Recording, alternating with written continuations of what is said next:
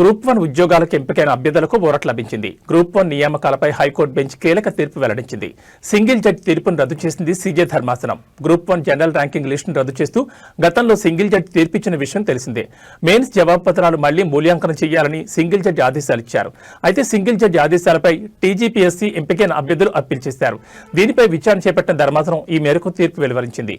తుది తీర్పునకు లోబడి నియామకాలు చేపట్టవచ్చని గతంలో ఉత్తర్వులు ఇచ్చింది సీజే బెంచ్. ఇప్పటికే 562 మందికి తెలంగాణ ప్రభుత్వం నియామక పత్రాలు అందజేసింది.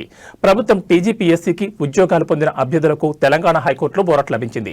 అప్పీల్ పిటిషన్లను అనుమతించిన హైకోర్టు సింగిల్ బెంచ్ తీర్పును కొట్టివేసిన డివిజన్ బెంచ్ గ్రూప్ 1 నియామకాలు సక్రమమేనని హైకోర్టు డివిజన్ బెంచ్ తీర్పిచ్చింది. గ్రూప్ 1 పరీక్ష పారదర్శకంగానే జరిగింది. పరీక్షల్లో అవకతవకలు జరిగినట్లు ఆధారాలు లేవని హైకోర్టు డివిజన్ బెంచ్ స్పష్టం చేసింది. టీజీపీఎస్సీ 2024లో గ్రూప్ 1 పరీక్ష నిర్వహించిన విషయం తెలిసిందే.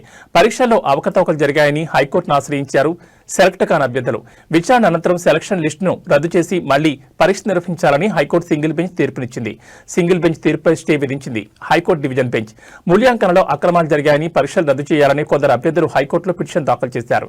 2023 అక్టోబర్ 21 నుంచి 27 వరకు జరిగిన గ్రూప్ 1 మెయిన్స్ పరీక్షలకు 21,000 మంది విద్యార్థులు హాజరయ్యారు. ఆ పరీక్షల ఫలితాలను టీజీపీఎస్సీ గత ఏడాది మార్చి 10న విడుదల చేసింది. ఈ ఫలితాల్లో అభ్యర్థులకు వచ్చిన మార్కులపై అనేక అనుమానాలు తలెత్తాయి.